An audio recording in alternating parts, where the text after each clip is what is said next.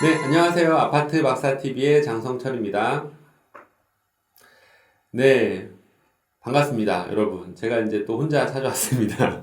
아파트 박사TV에서 사실 이제 좀 최근 이슈, 아파트에서 일어나고 있는 이슈들을 좀 이제 살펴보고 있는데, 아파트의 이제 택배 갈등에 관한 이슈가 굉장히 사회적으로 문제가 되고 있습니다. 그래서 많은 분들이 이 택배 문제, 우리 아파트에서 일어나진 않지만 되게 안타깝다라는 이야기를 많이 하셨어요. 예.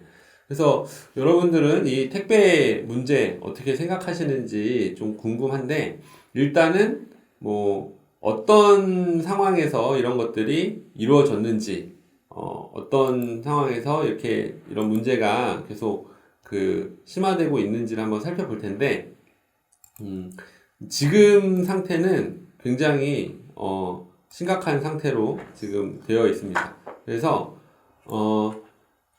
서울의 한 아파트죠. 여기 이제 기사대로 보면은 강동구 고덕동의 이제 아파트인데, 혹시 이제 기사에서 굉장히 이 아파트에 대한 부분을 이제 갑질 아파트라고 좀 이제 단언해서 나오는 부분들이 있는데, 저는 이제 이 부분을 좀 되게 안타깝게 생각을 합니다. 왜냐면 어쨌든 서비스를 받는 부분에 대해서 요구한 거고, 그 부분에 대해서 이제 중간에 이제 서로 갈등이 생긴 거는 양쪽의 어떤 좀 입장 차이라든지 이런 게 있기 마련인데, 지금은 이제 사실 언론에서 이 아파트를 많이 이제 비판하는 그런 논조로 나오고 있어가지고, 이거는 이제 과연 어떻게 우리가 바라봐야 될지에 대해서 한번 살펴보도록 하겠습니다. 그러니까 여기 이제 서울의 한 아파트라고 했는데 5천 세대 규모 아파트예요. 이제 택배 차량이 출입을 막고 택배 기사들이 이에 반발하는 등 갈등 상황이 발생하고 있고, 진짜 이제 정의 각용으로 갈수록 심각해지면서 아파트에 이제 폭발물을 설치했다는 신고도 있다고 하고, 물론 이제 그거는 사실은 아니지만 그런 얘기만 들려도 사실 이제 입주민 입장에서는 불안하죠, 그렇죠? 어, 그 택배차를 2021년 4월 1일에 서울시 강동구 고덕동에 있는 아파트인데, 안전사고와 보도훼손 등을 이유로 단지 내 택배 차량 진입을 금지했다고 합니다. 그래서 이에 따라 택배 기사들은 지하 출입구를 이용하거나 손수레로 아파트의 각 세대까지 택배를 배달을 해야 되는 경우가 발생을 한 거죠. 사실 바깥에서 문을 안 열어주면은 들어갈 길이 없죠. 그렇죠? 그래서 택배 기사들이 단지 후문에 그냥 배송 물량을 쌓아두고 간 거예요.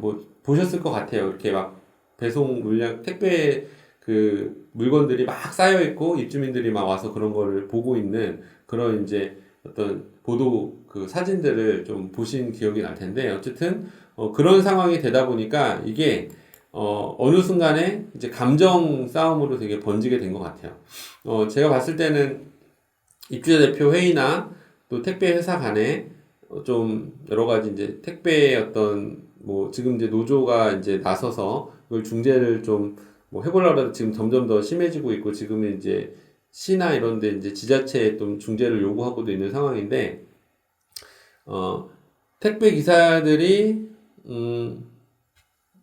결국에는 이제 손수레로 배송을 하지는 않았습니다. 그래서 택배차 금지 시행 첫날에 수천 개의 택배 상자들이 아파트 단지 후문에 쌓였고, 주민들은 집으로 배송온 박스를 찾으러 이제 쌓아놓은 곳으로 갔죠. 갔더니 사실은 찾기도 쉽지 않아요. 왜냐면은 다 택배 물건들이 다 비슷하고 내가 어떤 건지 잘 모르잖아요. 그래서 거기서 하나 보기도 어렵고.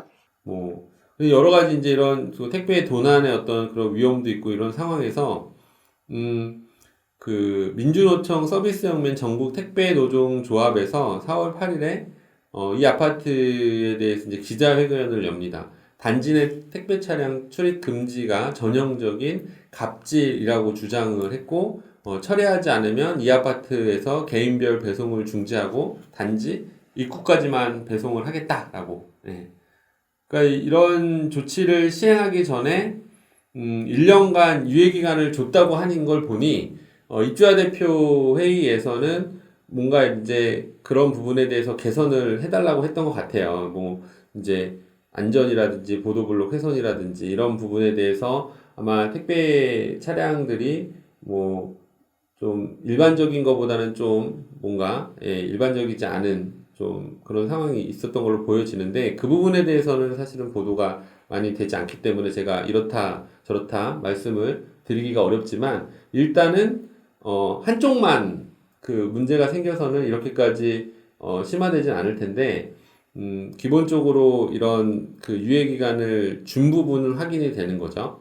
예, 그래서 손수레를 쓸 때 배송 근데 이제 그거를 입주자 대표 회의가 노동자들에게 일방적으로 통보한 것이라고 이제 규정을 하고 예, 손수레를 쓸 때 배송 시간이 3배가량 증가를 하기 때문에 물품 손상의 위험도 커지고 저상 차량에서는 몸을 숙인 채 작업해야 되고 뭐 허리는 물론 목, 어깨, 무릎 등이 근골격계 질환 발생이 심각해진다라고 기자회견을 했습니다.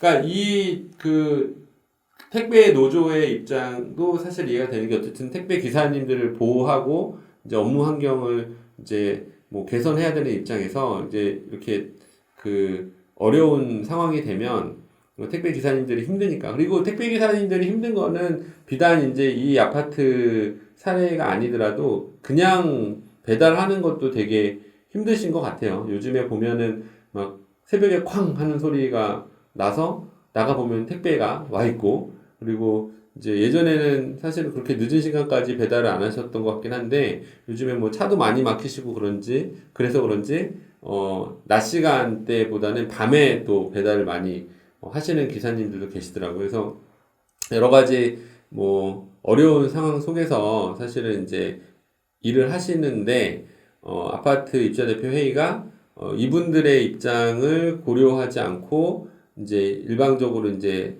그런 그 조치를 취하니까 그 부분에 대해서 이제 갑질이라고 예, 말씀을 주장을 하는 거죠. 뭐 그렇게 이제 주장을 할 수는 있다고 봅니다. 예. 그래서 지금 이 아파트에, 그, 개인별 배송 불가 아파트로 지정을 하고, 입구로 찾아오는 고객들한테 물품을 전달하고, 불가피하게, 불편함을 겪게 될 입주민한테 양해의 말씀을 드린다라고, 얘기를 하고 있는데, 사실은 이렇게 되면은 결국엔 이제 감정 싸움으로 예, 치닫을 수밖에 없고 굉장히 아파트가 예, 시끄러운 아파트로 예, 낙인이 찍혀버리는 그런 낙인 효과가 발생합니다.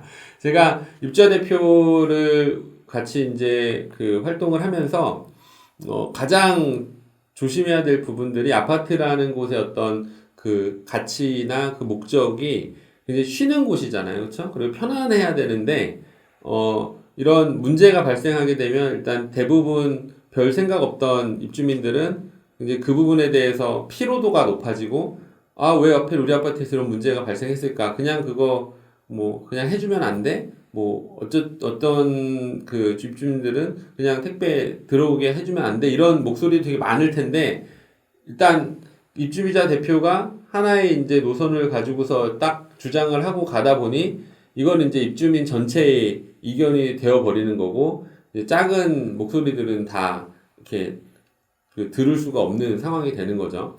그래서 사실 평소에 입주자 대표분들이 입주민들하고 좀 소통을 많이 하고 좀 이런 문제가 일어나는 부분들에 대해서 좀 현명하게 해결하려는 노력을 많이 했으면 이렇게 문제가 발생했을 때 바로 좀 그 회의를 한다든지 뭐 다시 입주민들의 의견을 물어본다든지 해서 문제들이 좀 잘 이렇게 정리가 될 수 있는데 제가 봤을 때는 이 아파트의 가장 큰 문제는 택배 회사랑 뭐 이 아파트의 어떤 갈등도 물론 이제 문제지만 입주민들과 입주자 대표의 소통이 과연 제대로 되고 있는가라는 부분에 대해서 한 가지 이제 의문점, 문제 제기를 하게 됩니다. 그래서 아마 이 정도로 이 불편함을 겪게 되면 아마 입주민들께서는 뭐 여러 가지로 이제 좀 그냥 편안하게 조용하게 이 문제를 해결을 했으면 좋겠다는 어떤 그런 분들도 많겠지만 여기 이제 입주자 대표를 비롯한